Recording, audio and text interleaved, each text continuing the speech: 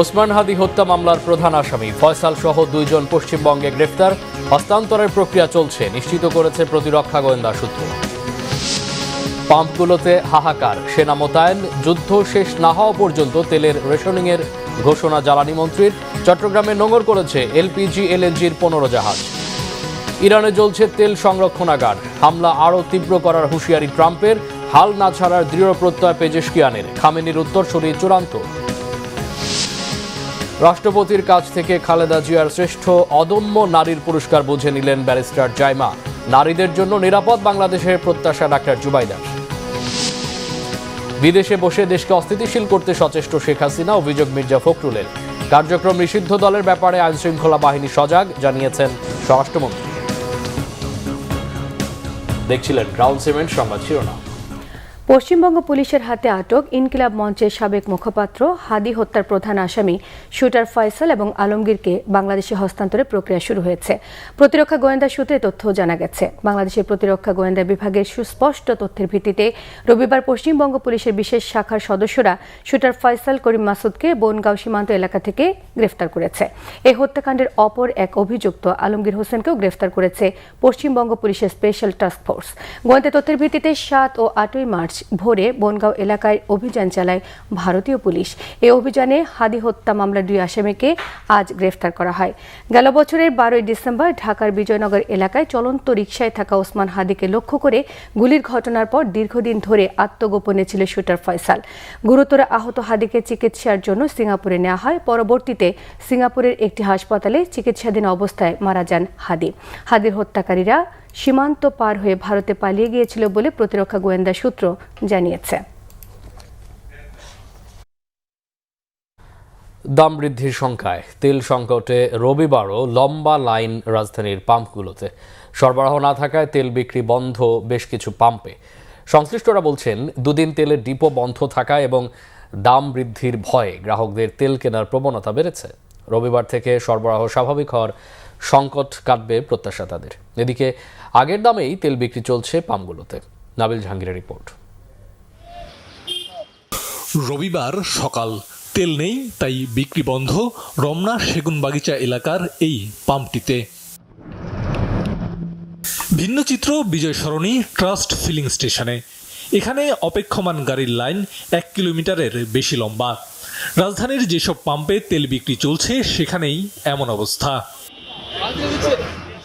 তেল নিতে ঘন্টার পর ঘন্টা লাইনে দাঁড়িয়ে ক্ষুব্ধ ক্রেতাদের অভিযোগ, দাম বেড়ে গেলে বেশি লাভে বিক্রির আশায় তেল বিক্রি বন্ধ রেখেছেন পাম্প মালিকদের অনেকে।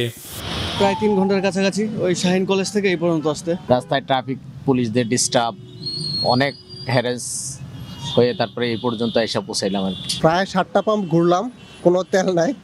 এই পাম্পে দেখতেছি যে তেল আছে, এই জন্য এইদিকে লাইনে দাঁড়ালাম। রিজার্ভে আছে গাড়ি, জানি না অফিসে যাইতে পারবো কিনা বা অফিস থেকে বাসা পর্যন্ত যাইতে পারবো কিনা। যে জায়গায় ভাড়া নিয়ে গেছি, ট্রিপ নিয়ে গেছি, সেই জায়গায় একই অবস্থা। কোনো পাম্পে আপনার তেল নাই, তেল আছে কিন্তু বন্ধ দিতেছে না। এদিকে পাম্প সংশ্লিষ্টরা বলছেন, ছুটির দিনে তেলের ডিপো বন্ধ থাকা অবস্থায় দাম বৃদ্ধির আশঙ্কায় তেল কেনা বেড়েছে, দেখা দিয়েছে সংকট। গত 2 দিন ডিপো বন্ধ থাকার কারণে এবং গাড়ির প্রচণ্ড চাপ থাকার কারণে আমাদের সরবরাহ কিছুটা বিঘ্নিত হয়েছে। আজকে আমরা অ্যাভেলেবেল তেল পাচ্ছি, সরকারের নীতিমালা অনুযায়ী আমরা তেল দিতেছি। আজকে তেল আসছে, আজকে ভরপুর তেল দিতেছি। রবিবার থেকে সরকার নির্ধারিত সীমায় তেল বিক্রি হচ্ছে পাম্পগুলোতে। মোটরসাইকেল চালকরা বলছেন 2 লিটার তেল অপর্যাপ্ত। তো আমাদের 1 লিটার তেল দিয়ে 30 কিলোমিটার যায়। আমরা প্রায় 100 কিলোর উপরে রাইড শেয়ার করি, প্রায় 400-500 টাকার তেল লাগে। বিশ্ববাজারে তেলের দাম বাড়লেও পাম্প ও স্টেশনগুলোতে সরকার নির্ধারিত মূল্যে আগের দামেই তেল বিক্রি হচ্ছে। নাবিল জাহাঙ্গীর, বাংলা ভিশন, ঢাকা। দেশে তেলের মজুদ বাড়ার পরও রেশনিং চালু রাখার কথা জানিয়েছেন বিদ্যুৎ ও জ্বালানি মন্ত্রী ইকবাল হাসান মাহমুদ। এদিকে জ্বালানি তেলের কৃত্রিম সংকট রোধ এবং অবৈধ মজুদ ঠেকাতে তেলের প্রধান ডিপোতে সেনাবাহিনী মোতায়েন করা হয়েছে। দুপুরে জাতীয় প্রেস ক্লাব মিলনায়তনে উত্তরাঞ্চল ছাত্র ফোরামের উদ্যোগে অনুষ্ঠানে তথ্য জানিয়েছেন তিনি।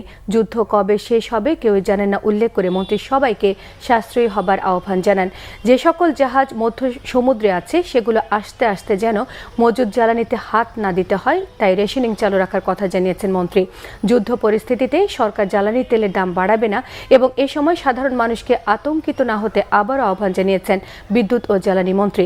জ্বালানি তেল মজুত করা থেকে বিরত থাকার আহ্বানও জানিয়েছেন মন্ত্রী। এদিকে জ্বালানি তেলের কৃত্রিম সংকট রোধ, অবৈধ মজুত ঠেকাতে দেশে বিভিন্ন তেলের ডিপোতে সেনাবাহিনী মোতায়েন করেছে সরকার। এরই মধ্যে বিভিন্ন ডিপোতে সেনাবাহিনী এবং স্থানীয় প্রশাসন যৌথ অভিযান চালিয়েছে। এ বিষয়ে জারি হয়েছে সরকারি প্রজ্ঞাপন।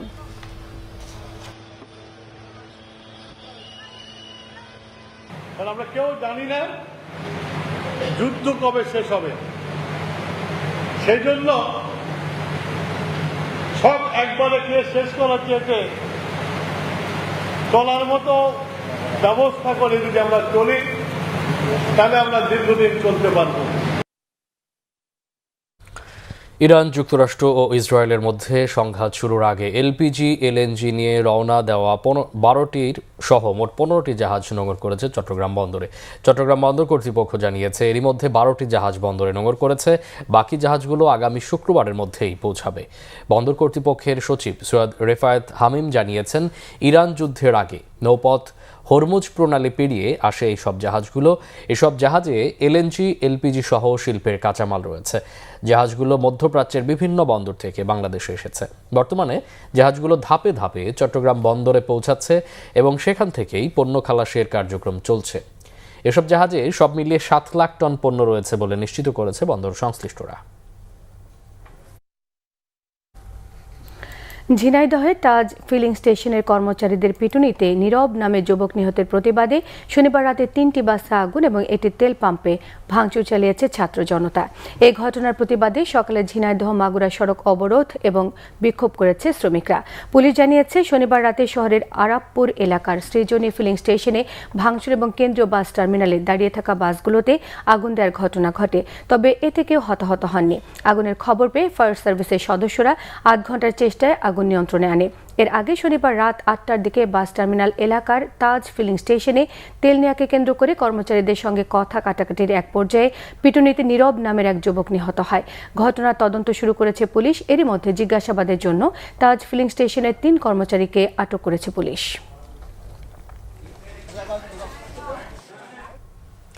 ভৈরবের 3টি তেল ডিপোতে জ্বালানি তেলের সংকট দেখা দিয়েছে। মেঘনা নদীর পাড়ে অবস্থিত পদ্মা, মেঘনা ও যমুনা অয়েল কোম্পানির ডিপো ঘাটে শতাধিক ট্যাঙ্ক লরি তেল নেওয়ার জন্য লাইনে অপেক্ষা করলেও চাহিদা অনুযায়ী সরবরাহ পাচ্ছে না তারা। ডিপো কর্তৃপক্ষ জানিয়েছে, ঊর্ধ্বতন কর্তৃপক্ষের নির্দেশে রেশনিং পদ্ধতিতে শুধু পাম্পগুলোতে সীমিত পরিমাণ তেল দেওয়া হচ্ছে। তবে আজ স্থানীয় এজেন্ট ডিলারদের কাছে তেল সরবরাহ করা হয়নি। এতে ক্ষোভ ও হতাশা প্রকাশ করেছেন এজেন্সি মালিকরা। তাদের আশঙ্কা, এভাবে সরবরাহ বন্ধ থাকলে তেল সংকট আরও তীব্র আকার ধারণ করবে এবং ব্যবসায়িকভাবে তারা ক্ষতির মুখে পড়বেন। ভৈরবের এসব ডিপো থেকে কিশোরগঞ্জ, ময়মনসিংহ, নেত্রকোনা, জামালপুর, শেরপুর, নরসিংদী, গাজীপুর, ব্রাহ্মণবাড়িয়া, হবিগঞ্জ ও কুড়িগ্রাম সহ 10টি জেলায় জ্বালানি তেল সরবরাহ করা হয়। এদিকে আন্তর্জাতিক পরিস্থিতি এবং মধ্যপ্রাচ্য উত্তেজনার প্রভাবেও জ্বালানি তেল সরবরাহে চাপ তৈরি হয়েছে বলে সংশ্লিষ্টরা জানিয়েছেন। ফলে ডিপো এলাকায় তেলের জন্য এক ধরনের হাহাকার পরিস্থিতি তৈরি হয়েছে। ইসরায়েল আর যুক্তরাষ্ট্রের হামলায় জ্বলছে ইরানের তেল সংরক্ষণাগার। হামলারও তীব্র করার হুঁশিয়ারি দিয়েছেন মার্কিন প্রেসিডেন্ট ডোনাল্ড ট্রাম্প। এতেও হাল না ছাড়া দৃঢ় প্রত্যয় জানিয়েছেন ইরানের প্রেসিডেন্ট মাসুদ পেজেশকিয়ান। হামলার টার্গেটে পড়েছে বিশুদ্ধ পানির উৎস। ইরানে পানি বিশুদ্ধকরণ প্ল্যান্টে যুক্তরাষ্ট্রের হামলার 24 ঘন্টা না যেতেই প্রতিশোধের পাল্টা আঘাতে ক্ষতিগ্রস্ত হয়েছে বাহরাইনের একই ধরনের অবকাঠামো। এতে বিশুদ্ধ পানির সংকটে দেশটির 30টি গ্রামের বাসিন্দারা। ইরানে হামলা চালিয়ে 1300-ও বেশি আর লেবাননে অন্তত 400 নাগরিককে হত্যা করেছে যুক্তরাষ্ট্র ইসরায়েলি বাহিনী। এছাড়া সৌদি আরবে এক হামলায় নিহত হয়েছে 2 জন। এরই মধ্যে নতুন সর্বোচ্চ নেতা ঠিক করেছে ইরান, তবে এখনো হয়নি নাম ঘোষণা। শহীদ আরাফাতের ডেস্ক রিপোর্টে থাকছে বিস্তারিত। কালো ধোঁয়ায় ছেয়ে গেছে পুরো আকাশ। ভয়াবহ আগুনে জ্বলছে তেহরানের তেলের ডিপোগুলো। সময়ের সাথে সাথে বাড়ছে আগুনের তীব্রতা। আগুন ছড়িয়ে পড়েছে প্রতিটি রাস্তার মোড়ে মোড়ে। যুদ্ধের নবম দিনে ইসরায়েল ও যুক্তরাষ্ট্রের হামলায় এভাবেই আগুন জ্বলছে ইরানের রাজধানী তেহরানের শেহরান তেলের ডিপো সহ আশেপাশের স্থাপনাগুলো। জ্বালানি ভান্ডার এবং সংশ্লিষ্ট স্থাপনাগুলোতে হামলার দায় স্বীকার করে ইসরায়েলি বাহিনী জানিয়েছে, অবকাঠামোগুলোর সাথে ইরানের সশস্ত্র বাহিনীর সম্পর্ক রয়েছে। ইরানে হামলা চালিয়ে এরই মধ্যে যুক্তরাষ্ট্র ও ইসরায়েল জোট 1350-র বেশি নাগরিককে হত্যা করেছে। ইরান ছাড়াও লেবাননের রাজধানী বৈরুত সহ বিভিন্ন শহরে হিজবুল্লাহ গেরিলাদের লক্ষ্য করে চলছে ইসরায়েলিদের মিসাইল ও ড্রোন হামলা। হত্যা করা হয়েছে শতাধিক শিশুসহ 400-র বেশি বেসামরিক নাগরিককে। সাজোয়া যান নিয়ে লেবাননের ভেতরে স্থল অভিযান চালাচ্ছে ইসরায়েলিরা। মার্কিন প্রেসিডেন্ট ডোনাল্ড ট্রাম্প এরই মধ্যে ঘোষণা দিয়েছেন, ইরানের আত্মসমর্পণ ছাড়া হামলা বন্ধ হবে না। চলতি সপ্তাহে হামলার তীব্রতা আরও বাড়ানোর হুঁশিয়ারি দিয়েছেন তিনি। ইরান যুদ্ধে যুক্তরাজ্যের যোগ দেওয়ার প্রস্তাব নাকচ করে দিয়েছেন মার্কিন প্রেসিডেন্ট। বলেছেন, যুক্তরাষ্ট্র এরই মধ্যে যুদ্ধ জয় পেয়েছে, তাই কারো সহায়তা আর দরকার নেই। তবে এই হুমকি আর হুঁশিয়ারিকে তোয়াক্কা না করে পাল্টা জবাব দিয়ে যাচ্ছে ইরান। সৌদি, কুয়েত, কাতার ও বাহরাইন সহ রবিবারও মধ্যপ্রাচ্যের বিভিন্ন দেশে মার্কিন ঘাঁটিসহ নানা স্থাপনায় কয়েক দফায় হামলা চালায় ইরান। সংযুক্ত আরব আমিরাতে নিহত বেড়ে দাঁড়িয়েছে 4 জনে। কুয়েতে ড্রোন ভূপাতিত করার দাবি তুলেছে দেশটির প্রতিরক্ষা মন্ত্রণালয়। বাহরাইনের একটি পানি বিশুদ্ধকরণ কেন্দ্রে ইরানের ড্রোন হামলার পর 30টি গ্রাম ক্ষতিগ্রস্ত হয়েছে। পানির সংকটের শঙ্কার কথা জানিয়েছে দেশটির স্বরাষ্ট্র মন্ত্রণালয়। ইসরায়েলের বিভিন্ন শহর লক্ষ্য করে রবিবার সকাল থেকে চলছে হামলা। এতে আহত হয়েছে বেশ কয়েকজন। আগুন ধরে যায় বেশ কয়েকটি ভবনে। ভয় দেখিয়ে আর চাপে ফেলে ইরানকে দমিয়ে রাখা যাবে না বলে সাফ জানিয়ে দিয়েছেন ইরানের প্রেসিডেন্ট মাসুদ পেজিশকিয়ান। অভিযোগ করেন, মধ্যপ্রাচ্যের দেশগুলোর মধ্যে বিভাজনের চেষ্টা করছে ইসরায়েল। আর মার্কিনি ও ইসরায়েলিদের সেই স্বপ্ন কখনোই বাস্তবায়ন হবে না বলে জানান মাসুদ পেজিশকিয়ান। প্রতিবেশী দেশগুলোতে অনিচ্ছাকৃত হামলার জন্য শনিবার দুঃখ প্রকাশ করলেও এখনও সেসব দেশে বন্ধ হয়নি ইরানের হামলা। যুদ্ধের মাঝেই ইরানের সর্বোচ্চ নেতা নির্বাচন করা হয়েছে, তবে এখনও আনুষ্ঠানিকভাবে নাম ঘোষণা করেনি তেহরান। ইরানের সরকার পরিবর্তনে ইসরায়েল ও যুক্তরাষ্ট্রের হস্তক্ষেপের সমালোচনা করেছে চীন। তেহরানের সার্বভৌমত্বের প্রতি সম্মান দেখিয়ে দ্রুত মধ্যপ্রাচ্যে সামরিক অভিযান বন্ধের আহ্বান জানায় বেইজিং। শহীদ আরাফাত, বাংলাভিশন নিউজ ডেস্ক। গণতন্ত্রের অগ্রযাত্রায় অসামান্য অবদানের জন্য শ্রেষ্ঠ অদম্য নারী পুরস্কারে ভূষিত হয়েছেন সাবেক প্রধানমন্ত্রী ও প্রয়াত বিএনপি চেয়ারপারসন বেগম খালেদা জিয়া। রাজধানীর ওসমানী স্মৃতি মিলনায়তনে বেগম খালেদা জিয়ার নাতনি ব্যারিস্টার জাইমা রহমানের হাতে এই পুরস্কার তুলে দেন রাষ্ট্রপতি মোহাম্মদ শাহাবুদ্দিন। 5 ক্যাটাগরিতে আরও 5 নারীকে দেওয়া হয়েছে অদম্য নারী সম্মাননা। রাষ্ট্রপতি অদম্য নারীদের হাতে সম্মাননা তুলে দেন। রাষ্ট্রপতি বলেন, স্বাধীনতার ঘোষক শহীদ রাষ্ট্রপতি জিয়াউর রহমান নারীর রাজনৈতিক ও অর্থনৈতিক ক্ষমতায়নের ভিত্তি স্থাপন করে গেছেন। নারী অধিকারকে শক্তিশালী ও সময়োপযোগী রূপ দেন বেগম খালেদা জিয়া। আরও জানাচ্ছেন জাহাঙ্গীর আকন্দ। বেগম খালেদা জিয়া বাংলাদেশের প্রথম নারী প্রধানমন্ত্রী। বেগম খালেদা জিয়া অন্যায় অত্যাচারের বিরুদ্ধে আর বাংলাদেশের মানুষের অধিকার আদায়ের এক আপোষহীন সংগ্রামীর নাম। মুসলিম বিশ্বের দ্বিতীয় এবং বাংলাদেশের প্রথম নারী প্রধানমন্ত্রী বেগম খালেদা জিয়া রাষ্ট্র ক্ষমতায় থেকে এবং ক্ষমতার বাইরে সবসময়ই সোচ্চার ছিলেন গণতন্ত্র, নারীর ক্ষমতায়ন, নারী শিক্ষা এবং নারীর অধিকার নিয়ে। নারী শিক্ষা বিস্তার সহ নারীর ক্ষমতায়নে রেখে গেছেন অসামান্য অবদান। নিজের জীবনের চেয়েও গণতন্ত্র ও নারীর অধিকার আদায়ে এই সংগ্রামী মহিষী গণতন্ত্রের অগ্রযাত্রায় অসামান্য অবদানের জন্য ভূষিত হয়েছেন শ্রেষ্ঠ অদম্য নারী পুরস্কারে। রাজধানীর ওসমানী স্মৃতি মিলনায়তনে বেগম খালেদা জিয়ার নাতনি ব্যারিস্টার জাইমা রহমানের হাতে এ পুরস্কার তুলে দেন রাষ্ট্রপতি মোহাম্মদ শাহাবুদ্দিন।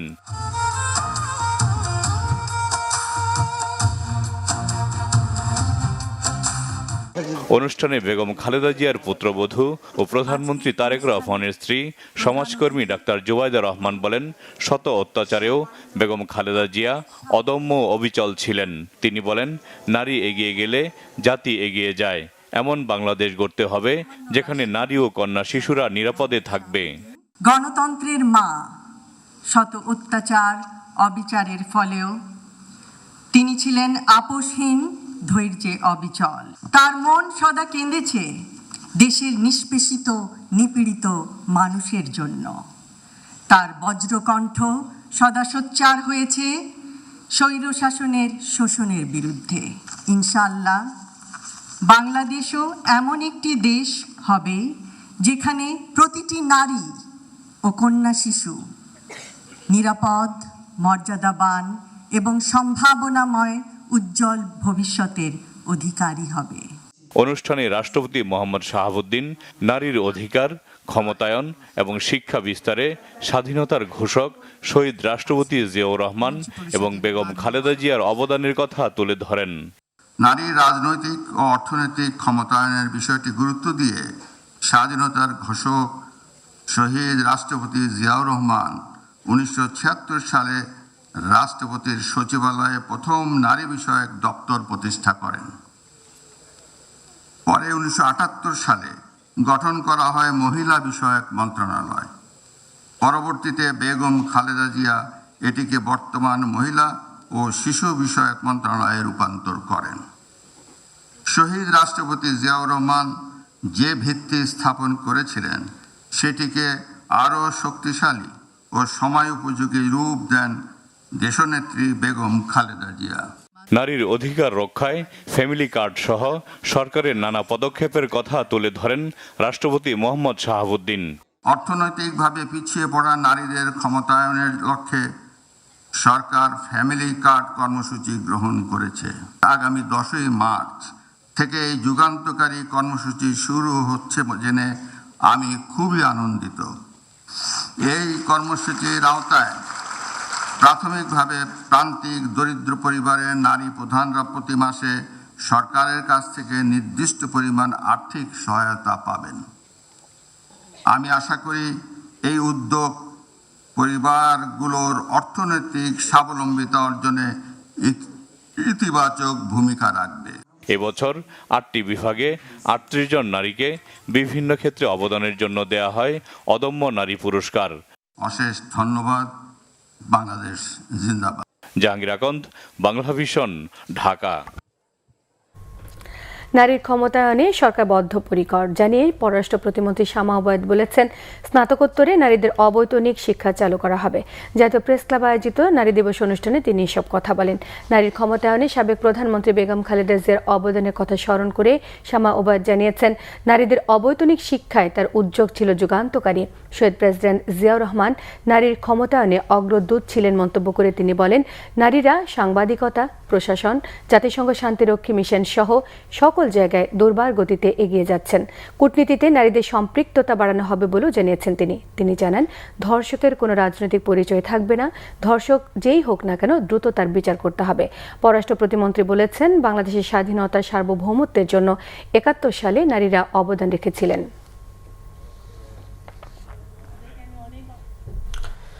গুম খুনের জন্য অনুশোচনার বদলে শেখ হাসিনার বিদেশে বসে দেশকে ক্রমাগত অস্থিতিশীল করার চেষ্টাকে ফৌজদারি অপরাধ বলেছেন বিএনপি মহাসচিব স্থানীয় সরকারমন্ত্রী মির্জা ফখরুল ইসলাম আলমগীর।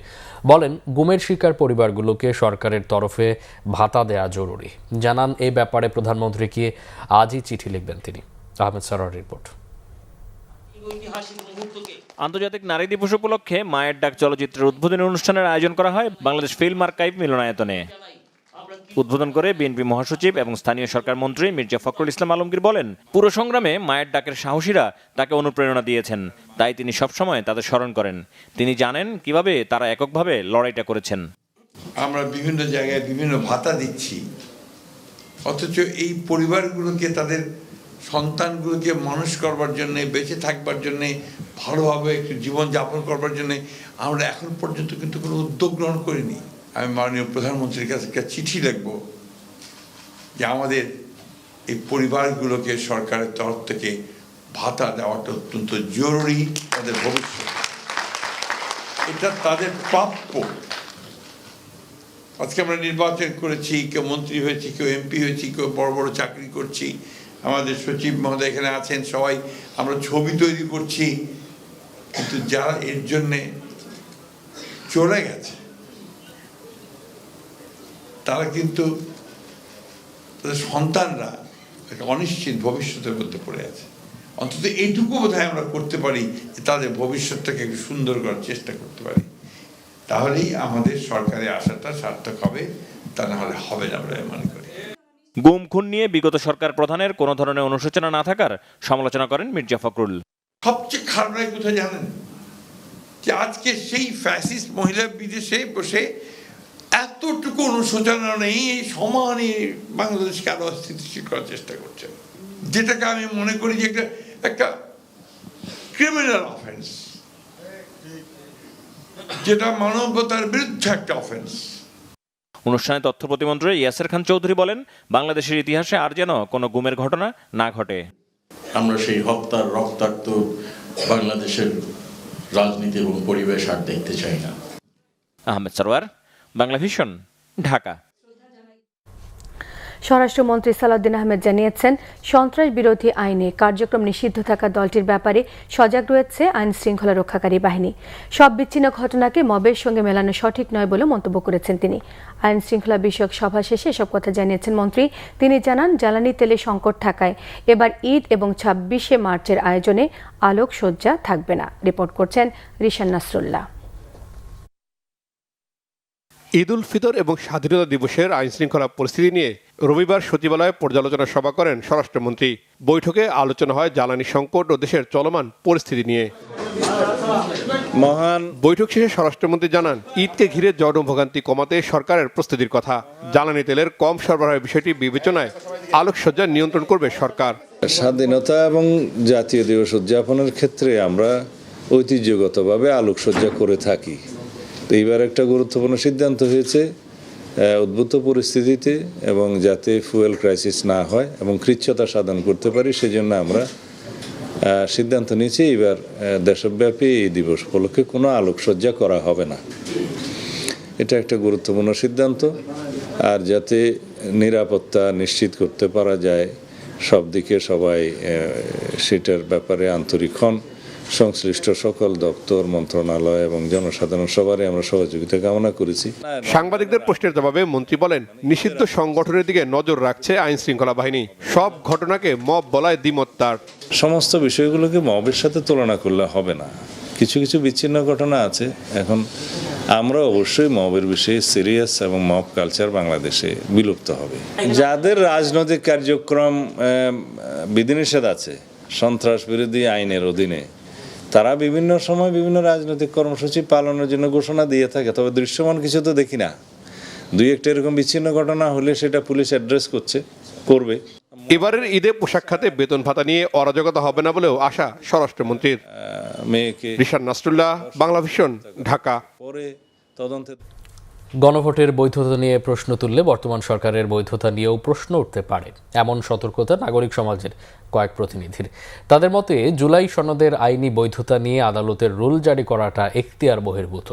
বলেন, এটা আদালতের বিষয় নয়, রাজনীতিবিদদের বিষয়। মহিবুল্লাহ মহিবের রিপোর্ট। জুলাইয়ের সাংবিধানিক স্বীকৃতি সরকার ও নতুন সংসদের কাছে নাগরিক প্রত্যাশা বিষয়ে সেমিনারের আয়োজন করে গণভোট বাস্তবায়ন নাগরিক কমিটি। সংবিধান সংস্কার পরিষদের সদস্য হিসেবে তাকে আসলে সেমিনারে জুলাই সনদ, গণভোট ও সংস্কার পরিষদের শপথ নিয়ে মত তুলে ধরেন বক্তারা। গণভোটের বিরুদ্ধে আদালতে গিয়ে বিএনপি জনরায়ের বিপক্ষে অবস্থান নিয়েছে বলে মন্তব্য করেন বক্তারা। বলেন, নির্বাচনের আগে গণভোটে হা বলে জনগণের সঙ্গে প্রতারণা করা হয়েছে। যদি আমরা 1972 সালের সংবিধানের কথা বলি, তাহলে কিন্তু প্রেসিডেন্ট ইউনূসের সরকার নির্বাচন, গণভোট, সংসদ সবকিছু কিন্তু অবৈধ। আপনি এটাকে বৈধতা দেওয়ার জন্য একটা জুলাই সনদকে মেনে নিতে হবে এবং নতুন কনস্টিটিউশন গণভোটের মাধ্যমে যেটা পাস হয়েছে সেই সংবিধানের আন্ডারে আপনি কাজ করবেন। সেটা না করলে পরে যে সাংবিধানিক জটিলতা তৈরি হবে, সেই জটিলতা থেকে বেরিয়ে আসা অত্যন্ত দুরূহ হবে বলে আমি মনে করি। এত বোকা মানুষ হয়, গণভোটের 4টা প্রশ্ন, 4টা প্রশ্নকে বলছি কেন সাংবিধানিক হবে না, আদালত রুলও দিয়েছে।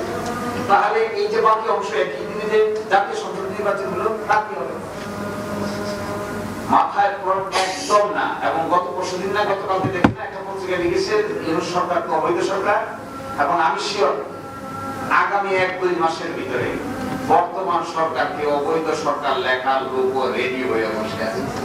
নাগরিক সমাজের প্রতিনিধিদের মতে, চলমান রাজনৈতিক সংকটের সমাধান সংবিধান নয়, জুলাই সনদে রয়েছে।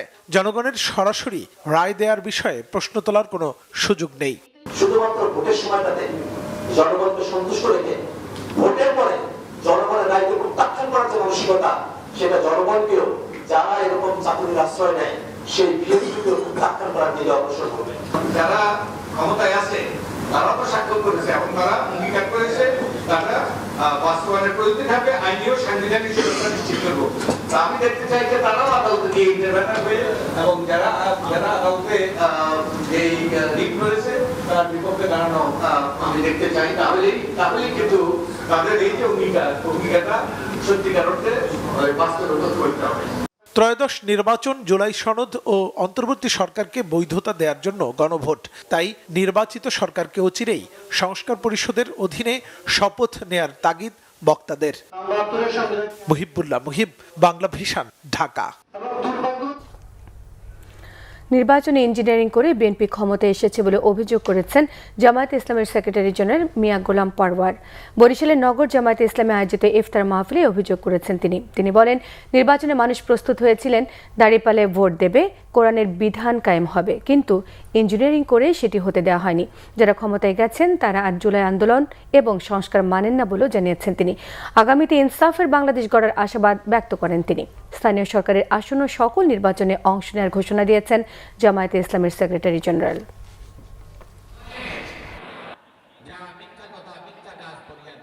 আমরা তো চেয়েছিলাম গত নির্বাচনে মানুষ প্রস্তুত হয়েছিল দাঁড়িপাল্লায় ভোট দেবে, কোরআনের বিধান কায়েম হবে, কিন্তু ইঞ্জিনিয়ারিং করে দিল নাকি বলেন? আর যারা ক্ষমতায় গেলেন তারা আবার জুলাই আন্দোলনের ইতিহাস ভুলে গেছেন, সংস্কার এখন আর মানে না, এটা মানি না, ওইটা হবে না। আমি বলি ওই অপরিণামদর্শী পথ থেকে ফিরে আসুন ইনশাআল্লাহ। 11 দলীয় যে ঐক্য হয়েছে জামায়াত ইসলামী, আমরা বাংলাদেশে মানুষের ইনসাফের দেশের জন্য যে জোয়ার উঠেছে, এই জোয়ারে আমরা ইনশাআল্লাহ আগামীতে বাংলাদেশে কোরআনের বিধান কায়েম করতে পারব। ত্রয়োদশ জাতীয় সংসদ নির্বাচনে 11 দলের নেতাদের ইলেকশন ইঞ্জিনিয়ারিং ও কারচুপি করে হারানো হয়েছে বলে অভিযোগ করেছেন এনসিপির আহ্বায়ক নাহিদ ইসলাম। তিনি বলেন, কারচুপি হয়েছে তার প্রত্যক্ষ উদাহরণ নাসিরউদ্দিন পাটোয়ারি, সার্জিস আলম ও দিনাজপুরের আহাদ। তাদের ফলাফলে কারচুপি করে হারানো হয়েছে। এছাড়া 11 দলের অনেক নেতাকেই হারানো হয়েছে। সন্ধ্যায় বরিশাল নগরের হালিমা খাতুন বিদ্যালয় এনসিপির 1 বছর পূর্তি উপলক্ষে বিভাগীয় ইফতার অনুষ্ঠানে প্রধান অতিথির বক্তব্যে এই কথা বলেন নাহিদ ইসলাম। বিএনপির সমালোচনা করে এনসিপির আহ্বায়ক বলেন, দেশের জনগণ সংস্কার বাস্তবায়নের জন্য হ্যাঁ ভোটের পক্ষে রায় দিয়েছে, কিন্তু এই সরকার সংস্কার বাস্তবায়ন না করায় নানা ফন্দি আটছে। সরকার গণহত্যার বিচার ও সংস্কারের বিপক্ষে দাঁড়িয়েছে বলে অভিযোগ করেন নাহিদ ইসলাম। রমজান আমাদেরকে তারা গণভোটের বৈধতাকে আদালতে নিয়ে যে প্রশ্নবদ্ধ করছে, আদালতকেও এবং গণভোটকেও। আমরা আর অপেক্ষা করছি, যদি 12 তারিখ অধিবেশনে সংস্কার পরিষদ গঠিত না হয়, যদি সংস্কারের জন্য উদ্যোগ গ্রহণ না করা হয়, আমরা যারা হ্যাঁ ভোট দিয়েছি, নিজেদের ভোটাধিকার, নিজেদের অধিকার রক্ষার জন্য আমাদেরকে আবারও রাস্তায় নামতে হবে। সেটার জন্য আপনারা প্রস্তুত থাকবেন ইনশাআল্লাহ। আমরা ঐক্যবদ্ধভাবে চাঁদাবাজ, ঋণ খেলাপি এবং সংস্কার বিরোধী শক্তিদের বিরুদ্ধে আবারও লড়াইয়ে শামিল হব। বিএনপি স্থায়ী কমিটির সদস্য ও প্রধানমন্ত্রীর রাজনৈতিক উপদেষ্টা মির্জা আব্বাস বলেছেন, দেশে কোনো ধরনের অরাজকতা বা বিশৃঙ্খলা সৃষ্টি না করে সরকারকে কাজ করার সুযোগ দিতে হবে। তিনি বলেন, যারা সরকার পতনের জন্য বিভিন্নভাবে উস্কানি দিয়ে যাচ্ছেন তাদের এখন ধৈর্য ধরতে হবে এবং দেশের স্থিতিশীলতার কথা ভাবতে হবে। রবিবার সন্ধ্যায় রাজধানী Kakrail institute of engineers Bangladesh আয়োজিত এক ইফতার মাহফিলে প্রধান অতিথির বক্তব্যে এসব কথা বলেন তিনি বলেন, 18 বছর পর গণতান্ত্রিকভাবে দেশের সরকার এসেছে। বিগত 2 সরকারের দায়িত্ব বর্তমান সরকারের উপর চাপিয়ে দেবেন না। মির্জা আব্বাস আরও জানিয়েছেন, এক শ্রেণীর ছেলেপেলের মুখ দিয়ে কথা বের হচ্ছে, বাসার ইট খুলে নিয়ে আসবে, তবে এ কাজ করতে গেলে হাত ভেঙে যেতে পারে, এমন হুঁশিয়ারি দিয়েছেন প্রধানমন্ত্রীর রাজনৈতিক উপদেষ্টা মির্জা আব্বাস। এক শ্রেণীর ছেলেপেলের মুখ দিয়ে কথা বেরিয়েছে, বাসার ইট খুলে নিয়ে আসবো। শুনছেন, দেখছেন না আপনারা? সোশ্যাল মিডিয়া দেখবেন ভাই, এগুলো তো রাজমিস্ত্রির কাজ, এগুলো তো শ্রমিকের কাজ। ইট খুলে নিয়ে আসার জন্য আপনাদের মতো দামি শ্রমিকের প্রয়োজন নেই। আমাদের শ্রমিক আছে, আপনারা ইট খুলতে যাবেন না, কারণ হাতটা ভেঙে যেতে পারে। তো দয়া করে কোন রকম সমস্যা তৈরি করেন না, দেশের মধ্যে কোনো রকম অরাজকতা সৃষ্টি করেন না। নতুন সরকার 18 বছর পর একটা সরকারকে গণতান্ত্রিকভাবে কাজ করতে দেন। রাজধানীর সরকারি হাসপাতালগুলোতে শৃঙ্খলা ফেরাতে সরকারের কঠোর অবস্থানের ধারাবাহিকতায় রবিবার সকালে রাজধানীর জাতীয় মানসিক স্বাস্থ্য ইনস্টিটিউট ও হাসপাতালে আকস্মিক হাজির স্বাস্থ্যমন্ত্রী সর্দার সাখাওয়াত হোসেন বকুল। সরেজমিনে দেখলেন হাসপাতালের অব্যবস্থাপনার নানা চিত্র। রাজধানীর সরকারি হাসপাতালগুলোতে চিকিৎসার মান ও পরিবেশ তদারকিতে গিয়ে স্বাস্থ্যমন্ত্রী দেখলেন রোগীদের বিছানায় ছাড়পোকার রাজত্ব, ফেলে রাখা হয়েছে ময়লা আবর্জনা। এমন পরিবেশ দেখে চরম অসন্তোষ প্রকাশ করেন মন্ত্রী। পরে জানান, পর্যায়ক্রমে দেশের সব বড় হাসপাতালে এমন ঝটিকা পরিদর্শন চলবে। নির্দিষ্ট ডিউটি রোস্টার না মানলে চিকিৎসক ও কর্মকর্তাদের বিরুদ্ধেও নেওয়া হবে কঠোর ব্যবস্থা। অন্যদিকে হাসপাতালে দালালের দৌরাত্ম্য নিয়ন্ত্রণে অভিযানের নামে র্যাব আটক করা হয় বেশ কয়েকজন দালালকে। ভ্রাম্যমাণ আদালত তাদের শাস্তিও দিয়েছে। হাসপাতাল দালাল মুক্ত করতে আইনশৃঙ্খলা বাহিনী ও স্বাস্থ্য মন্ত্রণালয়ের এই সমন্বিত উদ্যোগকে স্বাগত জানিয়েছেন রোগীরা। রমজানের প্রতিটি দিনেই জমজমাট ইফতার বাজার। ব্যস্ততার কারণে হোটেল, রেস্তোরাঁ, অস্থায়ী ইফতারের দোকানের ওপর ঝুঁকছেন কর্মজীবী মানুষ। এছাড়া বাসাবাড়ির ইফতারের আয়োজন থাকলেও স্বাদের ভিন্নতা পেতে হোটেল, রেস্তোরাঁয় মুখরোচক সকল ইফতার খোঁজেন রোজাদার মানুষ। রিপোর্ট করছেন মুবাশশির আহমেদ। প্রতি রমজানের মতো এবারও ঢাকার গ্রিন রোডের হোটেল ও ফুটপাতগুলোতে বসেছে ইফতার বাজার। আসরের পর থেকে শুরু করে ইফতারের আগ পর্যন্ত চলে বেচা বিক্রি। বুট ছোলা, পেঁয়াজুর মতো নিয়মিত আইটেমগুলোর পাশাপাশি mini Mughlai, chicken roll, chicken shashlik, vegetable roll, জালি কাবাব, চাপ ও হালিমের মতো মুখরোচক সব ইফতারের আয়োজন থাকে রোজাদারদের জন্য। চিকেন রোল আছে, সবজি রোল আছে, বেগুন আছে, ডিম চপ আছে, এই যে আলু চপ আছে, পেঁয়াজ আছে, চোলা আছে, জিলাপি আছে, বেগুন আছে। সীমিত আয়ের মানুষ যারা রিক্সা চালক, ভ্যান চালক যারা ইফতার করতে পারে, একটা কম দামে আমরা বিক্রি করতেছি। রোজাদারদের পাশাপাশি অন্য ধর্মের অনেকেই রোজার সময়টায় ইফতার কিনতে ভিড় করেন ইফতারের দোকানগুলোতে। আমি খ্রিস্টান, তো এই যে ভাজাভুজি খাওয়া এগুলো দেখলে তো রসনাটা এমনিতেই জাগ্রত হয়। বাসায় করা হয়, কিন্তু মনে হয় যে বাইরেরটা আরো বেশি লোভনীয়। বাসাটা যেন কেমন হয়, মনে হয় বেশি স্বাদ হয় না, এই জন্য বাইরে থেকে কেনা। আমি একটা জব করি একটা প্রতিষ্ঠানে, তো এখন বাসায় গিয়ে তো আমার ইফতারি করার মতো সময় নাই। সবসময় তো ঘরের আইটেমই আমাদের খাওয়া হয়, এই জন্য একটু ভিন্ন স্বাদের জন্য আসলাম আর কি। খাসির লেগ রোস্ট আর পরোটা কিনেছি, এটা আজকে একটু ভারী আইটেমে ইফতার করব। কোচিং থেকে আসতে একটু লেট হয়ে গেছে, ক্লাস দেরি হচ্ছে, তো এই জন্য আর কি বাইরে থেকে ইফতার করতেছি আমি আমার ওয়াইফ। ঢাকার গ্রিন রোডের এই দোকানগুলো প্রতিদিন শত শত কর্মজীবী ও রোজাদার মানুষের ইফতারের যোগান দিচ্ছে। মুবাশশির আহমেদ, বাংলা ভিশন, ঢাকা। আরও কিছু খবর নিয়ে এবার দেখুন একটি ডেস্ক রিপোর্ট। মৌলভীবাজার সদর উপজেলার বাহারমর্দন গ্রামে সাবেক অর্থ ও পরিকল্পনা মন্ত্রী এম সাইফুর রহমানের কবর জিয়ারত করেছেন প্রবাসী কল্যাণ ও বৈদেশিক কর্মসংস্থান এবং শ্রম ও কর্মসংস্থান মন্ত্রী আরিফুল হক চৌধুরী। পরে তিনি সাংবাদিকদের সাথে কথা বলেন, জানান মধ্যপ্রাচ্যে নিহত বাংলাদেশিদের মরদেহ যুদ্ধ প্রক্রিয়া ও ফ্লাইট চলাচল স্বাভাবিক হলে দেশে ফিরিয়ে আনা হবে। পাশাপাশি পরিবারকে ক্ষতিপূরণ দেওয়ার কথাও ভাবছে সরকার। দিনাজপুরের কাহারোল উপজেলার বলরামপুর এলাকায় 12 কিলোমিটার দীর্ঘ খালটি খনন কাজের সার্বিক প্রস্তুতি দেখতে তা পরিদর্শন করেছেন পানি সম্পদ মন্ত্রী শহীদুদ্দিন আনী চৌধুরী ও প্রতিমন্ত্রী ফরহাদ হোসেন আজাদ। খননের পাশাপাশি জলাবদ্ধতা নিরসনে একটি স্লুইস গেট নির্মাণ করা হবে বলেও জানান মন্ত্রী। এই খনন কাজ প্রধানমন্ত্রী তারেক রহমান উদ্বোধন করবেন বলেও জানান তিনি। বগুড়া ইফতার মাহফিলের আয়োজন করে জেলা বিএনপি। এতে প্রধানমন্ত্রী তারেক রহমানের সুস্বাস্থ্য, দীর্ঘায়ু কামনা ও জিয়া পরিবারের জন্য দোয়ার পাশাপাশি সংসদ সদস্যদের সংবর্ধনা দেয়া হয়। এতে সভাপতিত্ব করেন জেলা বিএনপির সভাপতি ও বগুড়া 6 সদর আসনে উপনির্বাচনে দলের প্রার্থী রেজাউল করিম বাদশা, সংসদ সদস্য ও স্থানীয় সরকার প্রতিমন্ত্রী মীর শাহে আলম, সংসদ সদস্য গোলাম মোহাম্মদ সিরাজ, আলহাজ কাজী রফিকুল ইসলাম, মোহাম্মদ মোশাররফ হোসেন, মোহাম্মদ মোর্শেদ মিল্টন ও মোহাম্মদ আব্দুল মুহিত তালুকদারকে সংবর্ধনা দেয়া হয়।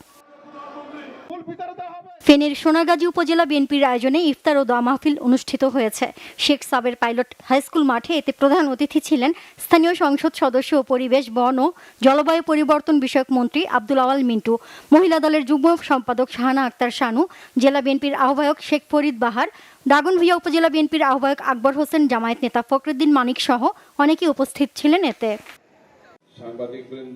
সুনামগঞ্জে রাজনৈতিক নেতা ও বিশিষ্ট ব্যক্তিদের সম্মানে ইফতার মাহফিলের আয়োজন করে জেলা জামায়াতে ইসলামী। এতে প্রধান অতিথির বক্তব্য রাখেন জামায়াতের সহকারী সেক্রেটারি জেনারেল অ্যাডভোকেট এহসানুল মাহবুব জুবায়ের। এ সময় তিনি অভিযোগ করেন, দেশে আবার বৈষম্য দলীয়করণ দখল আরম্ভ হয়ে গেছে। জাতির প্রত্যাশা পূরণ না হলে আবারও জুলাই ফিরে আসবে বলেও হুঁশিয়ারি দেন তিনি। ইফতার মাহফিল ও রমজানের সিয়াম সাধনা বিষয়ে আলোচনা সভা হয়েছে সাভারে। স্থানীয় নাগরিক ফোরামের আয়োজনে এতে সভাপতিত্ব করেন সংগঠনের সভাপতি দৈনিক ফুলকির সম্পাদক নাজমুস সাকিব।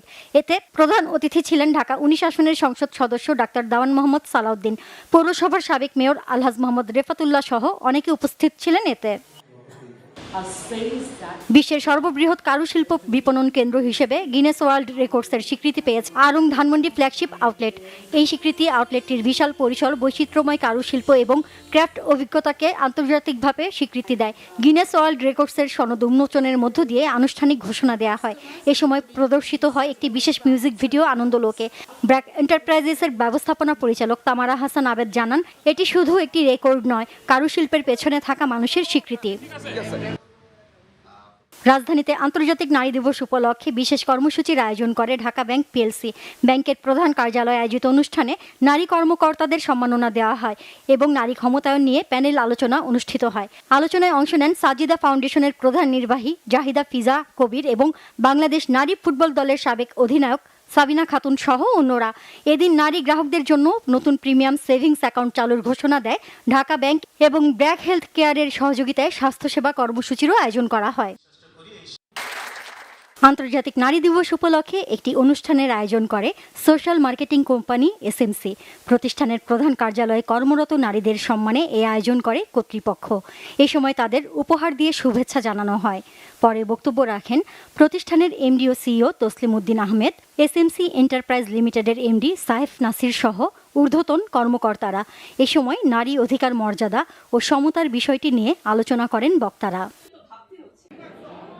ওয়ারিয়ান্স অ্যালামনাইয়ের উদ্যোগে বার্ষিক ইফতার মাহফিল অনুষ্ঠিত হয়েছে ওয়ারি আবেদ উচ্চ বিদ্যালয়ে। এতে উপস্থিত ছিলেন 41 নম্বর ওয়ার্ডের সাবেক কাউন্সিলর লিয়াকত আলী, ওয়ারি আবেদ উচ্চ বিদ্যালয়ের প্রধান শিক্ষক আব্দুল কুদ্দুস, সংগঠনের প্রধান উপদেষ্টা এরশাদুল খবির লুনা, সভাপতি মোহাম্মদ মামুনুর রহমান, সাধারণ সম্পাদক কাজী সুলতান মাহমুদ, ওয়ারি আবেদ উচ্চ বিদ্যালয়ের শিক্ষকরা ও সাবেক শিক্ষার্থীরা।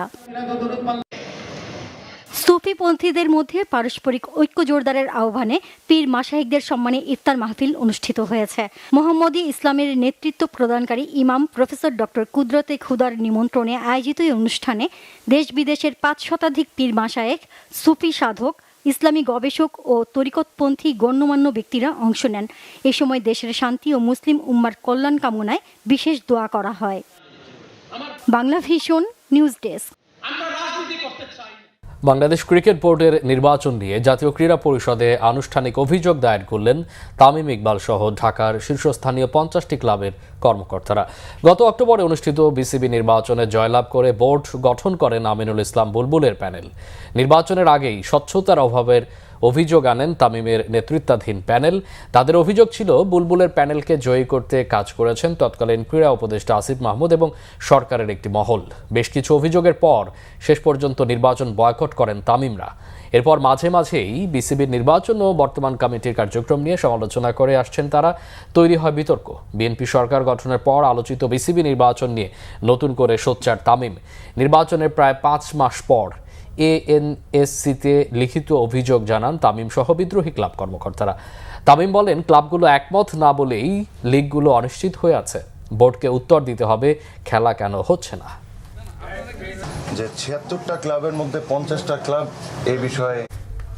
এই ছিল এখনকার মতো। পরবর্তী সংবাদ রাত 1টা দেখার আমন্ত্রণ রইল। এছাড়া বাংলাভিশন সংবাদ ও সংবাদ সংশ্লিষ্ট অনুষ্ঠান দেখতে ভিজিট করুন www.bbnews24.com, facebook.com/বাংলাভিশন নিউজ সাবস্ক্রাইব করুন, youtube.com/বাংলাভিশন নিউজের সঙ্গে থাকে সবাইকে ধন্যবাদ। শুভরাত্রি।